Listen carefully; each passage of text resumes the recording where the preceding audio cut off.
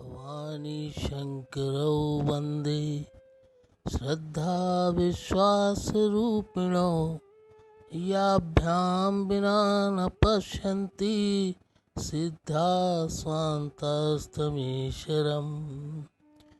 वन्दे बोधमयं नित्यं गुरुं शङ्कररूपिणं यमाश्रितो हि वक्रोऽपि चंद्र सर्वथा बंध्यते।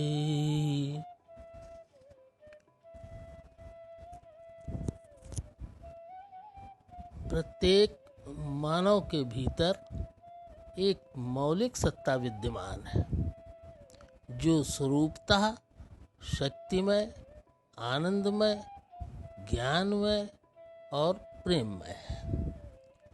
भोजन से शक्ति, धन से सुख, पुस्तक से ज्ञान और संबंधियों से अपनत्व मानना इस सत्ता का अनादर है, जिसका परिणाम रोग, शोक, भय, वियोग, दीनता और मलिनता तथा आवागमन है। यदि मानस की सही मीमांसा हो और उसका वैज्ञानिक प्रयोग किया जाए तो जीवन समस्त दुखों से सदा के लिए मुक्त हो सकता है तथा साधक को मेटत कठिन कुवंक भाल के की प्रत्यक्ष अनुभूति हो सकती है। यहाँ पर जो मानस शब्द का इस्तेमाल किया गया है वो रामचरितमानस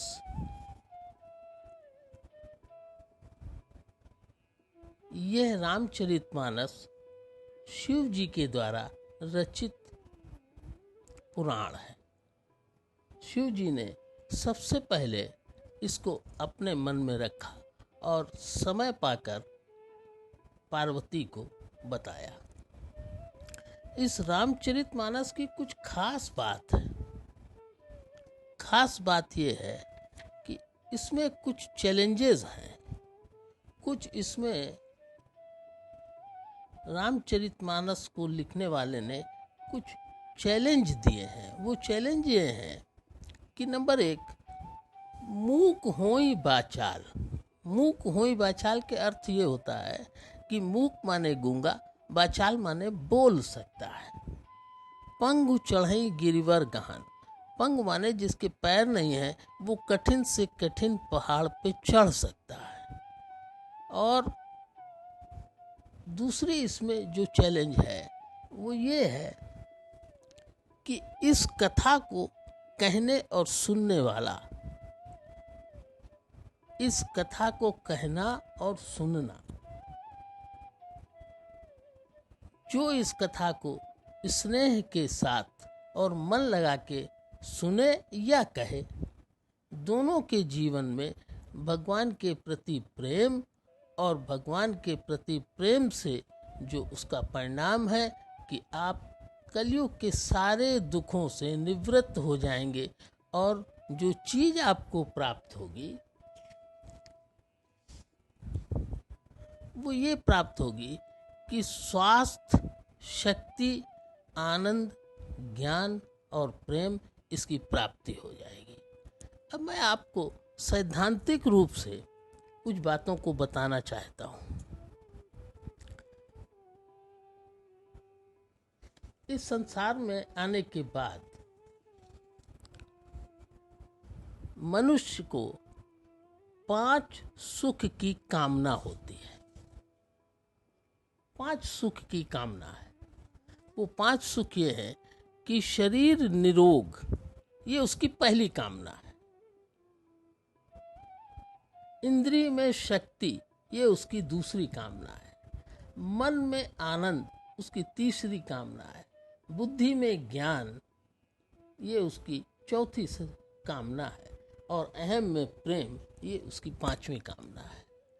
इन 5 कामनाओं को, ये चूंकि 5 कामनाओं को प्राप्ति करने के लिए वो अपने जीवन का पूरा ताकत, पूरा सब झोंक देता है, लेकिन झोंकने के बावजूद भी उसको मिलता क्या है?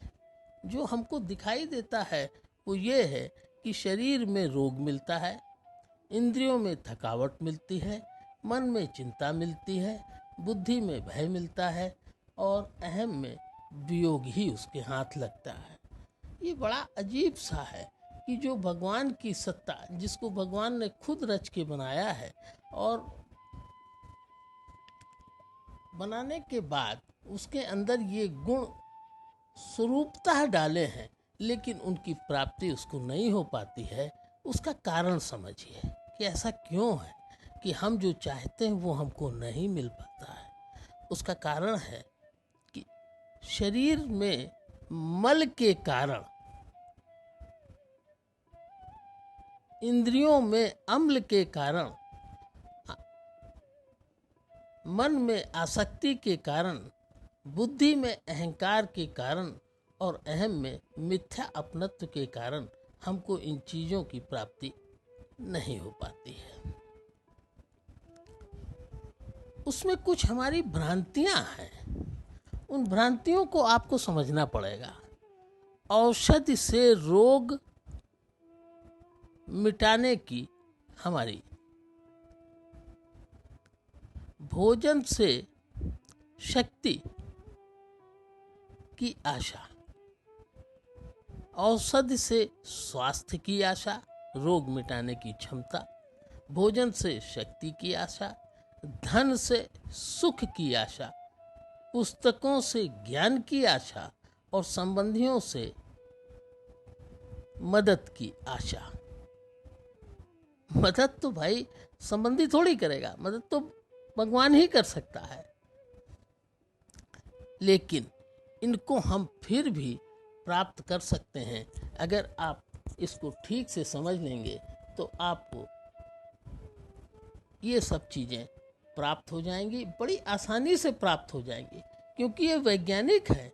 और इसमें मैं आपको बताता हूँ कि संतुलित आहार, अगर आपने संतुलित आहार लिया तो शरीर में मल नहीं बनेगा, और मल नहीं बनेगा तो आप रोग रहित हो जाएंगे, स्वस्थ हो जाएंगे, रोग आने की संभावना ही नहीं रहेगी। अगर युक्त उपवास करेंगे तो आपकी इंद्रियों में थकावट नहीं आएगी, और इंद्रियों में अगर थकावट नहीं आएगी तो आपकी इंद्रियां स्वस्थ रहेंगी। अगर हम विवेकपूर्ण सेवा करेंगे तो मन में आनंद अपने आप पैदा होगा। विधिवत ध्यान, ये बड़ी इंपॉर्टेंट चीज़ है। अगर हम विधिवत ध्यान और ध्यान की प्रक्रिया को समझ लेंगे तो हमको अखंड ज्ञान की प्राप्ति होगी। इसके बाद 5वां स्तर है अहम का। इसमें हमको आत्मसमर्पण करना पड़ेगा। तो हमको इससे उपलब्धि क्या होगी? तो शरीर में अखंड स्वास्थ्य। अखंड मतलब ये नहीं है कि आज बीमार हुए, दवाई खाई, थोड़ा स्वस्थ हुए, फिर कालांतर में बीमार हो गए, फिर दवाई खाई, फिर स्वस्थ हुए, फिर कालांतर में बीमार। तो ये जो क्रमिक प्रक्रिया चल रही है, आज स्वस्थ हैं, कल बीमार हैं, फिर कोई बड़ी बीमारी लग रही, ये आपका सिलसिला मिट जाएगा और आपको अखंड स्वास्थ्य की प्राप्ति होगी। युक्त उपवास के द्वारा हमको अखंड शक्ति की प्राप्ति होगी, और विवेकपूर्ण की सेवा के द्वारा हमको अखंड आनंद। अब ये आनंद हमारा कहीं किसी परिस्थिति से ये मिटने वाला नहीं है। और इस तरीके से विधिवत ध्यान के द्वारा हम अखंड ज्ञान की प्राप्ति कर सकते हैं, और सर्वभावेन आत्मसमर्पण के द्वारा हम अखंड प्रेम की प्राप्ति कर सकते हैं। मानो कि ये 5 मौलिक मांग जो हैं ये आपको स्वतः प्राप्त होंगी।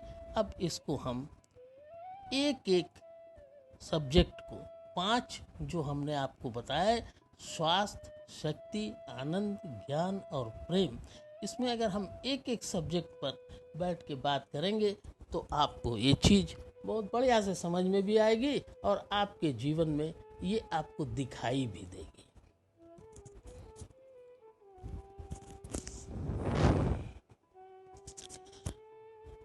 शरीर में स्वास्थ्य की कामना संसार की है और उसको प्राप्त नहीं हो रही है, ये सबको दिखाई देता है। तो फिर इसको कैसे प्राप्त किया जाए? तो इसमें जो सबसे पहले हमारे दिमाग में एक सिद्धांत बैठा हुआ है, हमको साइंस ने, विज्ञान ने एक सिद्धांत दिया है कि भोजन से शक्ति का संबंध है, लेकिन रामचरितमानस कहती है भोजन से शक्ति का संबंध नहीं है। आप कहेंगे अगर भोजन से शक्ति का संबंध नहीं है तो फिर हम भोजन करें ही क्यों? मैंने कल आपके लिए एक ऑडियो जारी किया था। उस ऑडियो में मैंने बताया था कि भोजन शरीर के मेटाबॉलिज्म को कंप्लीट करता है। मेटाबॉलिज्म का अर्थ यह है सेल्स का बनना और सेल्स का टूटना, ये मेटाबॉलिज्म है। जब सेल्स बनते हैं और सेल्स टूटते हैं तो इस प्रक्रिया को मेटाबॉलिज्म कहते हैं। जब हम भोजन करते हैं तो हमारे शरीर में 3 तरीके के सेल्स बनते हैं। उसमें पहला है बोन सेल्स, दूसरा है ब्लड सेल्स और तीसरा है मसल्स सेल्स। ये 3 सेल्स भोजन पेट में जाते ही इन 3 सेल्स की मैन्युफैक्चरिंग करता है। और एक बड़ी अजीब बात है कि जब मैन्युफैक्चरिंग होगी कहीं पर भी किसी भी जगह, तो कचरा भी जरूर होगा, कूड़ा भी जरूर होगा। आप एग्जाम्पल के तौर पर आप देख सकते हैं कि आपके घर में एक छोटा सा किचन है, वहाँ पर मैन्युफैक्चरिंग होती है भोजन की, लेकिन जब आप भोजन की मैन्युफैक्चरिंग करते हैं तो उसमें कुछ मात्रा में कूड़ा भी इकट्ठा होता है और उस कूड़े को हम शरीर में नहीं डालते, वो हम बाहर डस्टबिन में डालते हैं। भगवान ने आपके शरीर में ये व्यवस्था पहले से कर रखी है।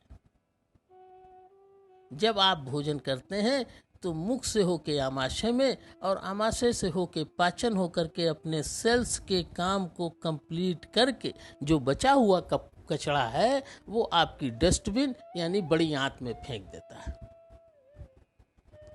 और प्राकृतिक हिसाब से बड़ी आंत उसको आउट करती है।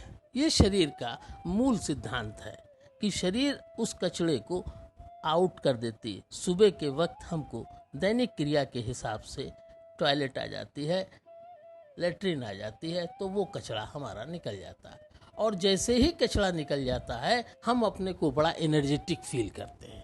जिस दिन पेट साफ नहीं होगा उस दिन हम एनर्जेटिक फील नहीं करेंगे। तो इसलिए भोजन की आवश्यकता है, वो मेटाबॉलिज्म कंप्लीट करने के लिए है। जब शरीर बनता है तो भोजन की अधिक आवश्यकता होती है, क्योंकि बोन, मसल्स और ब्लड बढ़ रहा है, शरीर की हाइट बढ़ रही है, शरीर की लंबाई बढ़ रही है और उसके साथ साथ ग्रो कर रहा है। लेकिन 25 पुरुष में 25 और स्त्रियों में अमूमन 22 वर्ष के बाद शरीर की ग्रोथ खत्म हो जाती है। लेकिन इस वक्त भी जब ग्रोथ खत्म हो गई तो भोजन की आवश्यकता तो है, लेकिन सिर्फ मेंटेनेंस के लिए, शरीर के मेंटेनेंस के लिए अब भोजन की आवश्यकता है। 22 वर्ष महिला और 25 वर्ष पुरुष, इस आयु को प्राप्त करने के बाद शरीर में सिर्फ और सिर्फ मेंटेनेंस की आवश्यकता है। तो मेंटेनेंस करने के लिए आप ये समझ लीजिए कि आपको भोजन करना है। इसको हम युक्त उपवास, अगर ये आपको समझ में आ गया तो आप युक्त उपवास को पकड़ लेंगे और पकड़ने के बाद में फिर आपके जीवन में रोग की संभावना नहीं रहेगी, क्योंकि शरीर में कचरा एक्स्ट्रा जमा नहीं होगा। जब हम भोजन तादाद से ज़्यादा करते हैं तो शरीर में एक हरकत होती है, वो आपको बाहर से पता नहीं लगेगी, लेकिन अंदर तो होती है। अंदर ये होती है कि भोजन जितनी ज़रूरत है, जितनी सेल्स आपने तोड़ी उतनी तो सेल्स भोजन ने बना दिया। अब बाकी के भोजन का क्या हो, वो शरीर के अंदर तो था, अब सेल्स की आवश्यकता अंदर तो है नहीं, तो वो करेगा क्या? वो भोजन अनडाइजेस्टेड, वो कचरे के साथ ही आपके शरीर में घूमता रहेगा और डस्टबिन में जाता भी रहेगा। लेकिन जब अनडाइजेस्टेड फूड होता है, जब आपके शरीर में रहता है, तो वो आप समझ लीजिए कि वो एसिड बना देता है। आप इसको एक छोटे से एग्जाम्पल से समझ सकते हैं कि अगर हमको मान लीजिए कि एक कटोरी दाल की आवश्यकता है घर में और दाल बन गई है 4 कटोरी, तो जितनी आवश्यकता है उतनी तो खपत हो जाएगी। लेकिन जो 3 कटोरी बची है उसमें आधे घंटे, 1 घंटे, 4 घंटे के बाद अगर हमने उसको एज इट इज़ छोड़ दिया, उसका यूज़ नहीं किया, तो 4 से 5 और 6 घंटे के बाद वो अपने आप उसमें एसिड बन जाएगा, माने वो दाल खट्टी हो जाएगी। अपने आप होता है, ये नेचुरल प्रोसेस है कि जो अनयूज्ड चीज़ है वो एसिड को जनरेट कर देती है। अब दाल खट्टी हो गई, अगर और थोड़े दिन उसको रख दिया जाए तो उसमें से बदबू अभी आने लगेगी। इसके मतलब जो प्रोसेस बाहर चल रहा है वही प्रोसेस आपके शरीर में। इस एग्जाम्पल से आप ये समझ लीजिए कि जो चीज़ बाहर चल रही है, अनयूज्ड चीज़ का क्या हश्र हो रहा है, क्या उसका अंजाम है, उसको आप बाहर एक एक्स्ट्रा फूड रख करके चेक कर ले तो आपको समझ में आ जाएगा। थोड़े दिन के बाद वो अनयूज्ड दाल में बदबू भी आने लगेगी, और अगर थोड़ी देर रखते हैं तो उसमें गैसेस बनने लगेंगी। यही आपके शरीर के अंदर हो रहा है। अनयूज्ड फूड जो था, जिसने बोन सेल्स, मसिल सेल्स और ब्लड सेल्स रिक्वायरमेंट के हिसाब से तो बना दिए, लेकिन एक्स्ट्रा तो वहाँ पड़ा था, तो उसके अंदर भी पहले खटास माने एसिड बना, उसके बाद बदबू, फिर गैसेस बनी। तो आप कहेंगे कि साहब हम गैस के पेशेंट हो गए, हम एसिडिटी के पेशेंट हो गए। अब आप दुनिया की उसके लिए दवा ढूंढेंगे, उसमें आप कहेंगे हम इनो खा लें, एसिडिटी हमारी कम हो, बी कॉम्प्लेक्स खा लें, हमारी एसिडिटी कम। एसिडिटी बाबा कम होगी तब जब आप अंदर एक्स्ट्रा फूड नहीं डालेंगे, तो एसिडिटी नहीं बनेगी, ना गैस बनेगी। तो इस तरीके से अगर वो दाल थोड़े दिन और रखी रही तो उसमें कीड़े भी पड़ जाएंगे। इसी को कहते हैं वायरस हो गया। आप नहीं समझ पाए कि हमने एडिशनल फूड डाला था, वो फूड बॉडी के अंदर, और सुबह से शाम तक 1 बार, 2 बार, 3 बार, जरूरत नहीं है फिर भी डालते जा रहे हैं। कुछ लोग प्रेमवश, अरे बच्चे ने कहा और थोड़ा सा खा लीजिए, तो लोग थोड़ा सा और खा लिया, प्रेमवश खा लेते हैं, अज्ञानवश खा लेते हैं, भूख नहीं है तो भी खा लेते हैं। तो ये जो एक्स्ट्रा फूड आपकी बॉडी में जा रहा है, ये आपके शरीर में गैस, वायरस और एसिड, ये तीनों चीज पैदा करेगी और आप बीमार होते चले जाएंगे। इसीलिए हिंदू मैथोलॉजी में और मुस्लिम मैथोलॉजी में, यानी कहीं पर भी आप किसी भी धर्म में आप देखेंगे तो उपवास का प्रोविजन किया गया है। उपवास के अर्थ यह है कि शरीर में हम थोड़े दिन कुछ न डालें तो हमारा जो एक्स्ट्रा मल है वो आराम से आउट हो जाए, हमारे शरीर को अंदर से स्वस्थ कर दे, जिससे हमको रोग की संभावना ही ना हो। इसीलिए हिंदू मैथोलॉजी में नवरात्र रखी गई। ये वर्ष में 2 बार आती है और 7 दिन और 9 दिन की होती है। 7 दिन से लेके 8 दिन और 9 दिन तक की होती है कि ये 6 महीने में एक बार आप अगर 7 दिन 8 दिन का उपवास रखेंगे, युक्त, इसी को युक्त उपवास कहा गया है। सिस्टम से अगर आप करेंगे तो ये हर 6 महीने में आपके शरीर की अंदरूनी सर्विसिंग हो जाती है। और ये नवरात्र आती ही तब है जब मौसम का बदलना होता है। अब आपको मौसम के बदलने से जुकाम, आपके मौसम के बदलने से आपकी तबीयत नहीं खराब होगी। इस तरीके से मैं आपको जो बता रहा हूँ इसको आप ध्यान से सुनें और ध्यान से सुनने के बाद अपने शरीर पर प्रयोग करें। तो युक्त उपवास का अर्थ ये हुआ कि हम सुबह से 12 बजे तक खाली पेट रहें। 12 बजे के बाद हम कुछ प्राकृतिक चीज़ों का सेवन करें। इसका मतलब ये है कि शरीर में सफाई की चीज़ें डालें, पोषण की चीज़ें नहीं डालें। 12 बजे तक खाली पेट रहें, 12 बजे के बाद हम कुछ सफाई की चीज़ें डाल दें। ये जो नेचुरल फूड होते हैं, जो सूर्य की रोशनी से पकते हैं, जिनमें फल और सब्जियां आती हैं, ये अपने आप कुदरती पकते हैं। इनको गैस पे नहीं पकाया जाता है, अपने ईंधन पर नहीं पकाया जाता। ये जो हैं आपके शरीर की सफाई करेंगे। अंदरूनी सफाई का अर्थ ये हुआ कि जो आप के अंदर एक्स्ट्रा मल इकट्ठा था, ये उसको लेकर के भी जाएंगे।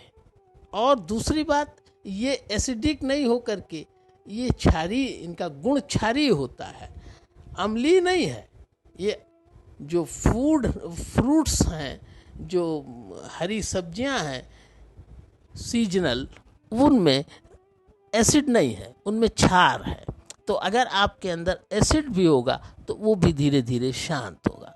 अब 12 बजे के बाद आपने फल फ्रूट खाया और 12 रात में फिर आपने एक टाइम भोजन किया। इस भोजन में भी बड़ी खास बात है, इस भोजन में अनाज की मात्रा कम हो और सब्जियों की मात्रा ज़्यादा हो। तो ये आपके अंदर की सफाई बहुत सुंदर कर देंगी और आप एक हफ्ते 10 दिन के अंदर अपने को बड़ा एनर्जेटिक फील करेंगे और आपको लगेगा कि अब हम स्वस्थ हो जाएंगे। ये प्रक्रिया जब आपके जीवन में चलेगी तो आप अखंड स्वास्थ्य की प्राप्ति कर सकेंगे। इस तरीके से मैंने जो आपको ये बताया, इसका एक आध्यात्मिक पक्ष भी है। आध्यात्मिक पक्ष ये है कि कुछ रसोई मेरी है और कुछ रसोई भगवान की है। मेरी रसोई में दाल भात रोटी सब्जी बनता है, कुछ लोग अपना नॉन वेज बनाते हैं अपनी रसोई में, जिसको जो समझ में आता है वो बनाता है, जो मर्जी बोले वो खाता है। लेकिन भगवान की रसोई जो गैस चूल्हे से नहीं चल रही, जो बाहरी ईंधन से नहीं चल रही, वो सनलाइट से हो रही है। अब आप समझ गए होंगे, सनलाइट से पकने वाले फल ही हो सकते हैं। हरी सब्जियां, उसमें खीरा है, ककड़ी है, टमाटर है, व्हाटएवर जो भी कुछ है जो सनलाइट से अपने आप पक रहा है, वो भगवान की रसोई है। अगर आप किसी से दोस्ती कर रहे हैं तो कहता साहब हमारी रसोई में भी तो शेयर करो। अगर आपका कोई खास मित्र हो, आपके घर उसका बड़ा अच्छा संबंध हो और वो आपकी रसोई कभी प्रयोग ना करे, तो अपना तो कैसे महसूस होगा। आप कहते हैं भगवान मेरा है, लेकिन उसकी रसोई से आप बहुत दूर रहते हैं, अपनी ही रसोई में भिड़े रहते हैं, तो भगवान कैसे आपका हो जाएगा। अगर आपको भगवान को अपना बनाना है तो भगवान की रसोई भी तो एक टाइम इस्तेमाल करो भाई। एक टाइम भगवान की रसोई करो, एक टाइम अपनी रसोई करो। और अपनी रसोई में भी खासियत है कि भगवान को शेयर करके, बिना भगवान के शेयर करके खाने का कोई मतलब नहीं बनता है। ये गीता में कृष्ण ने अर्जुन से कहा है कि जो अपने भोग करने के सामान में भगवान को शेयर नहीं करता है, वो निश्चित रूप से चोर है।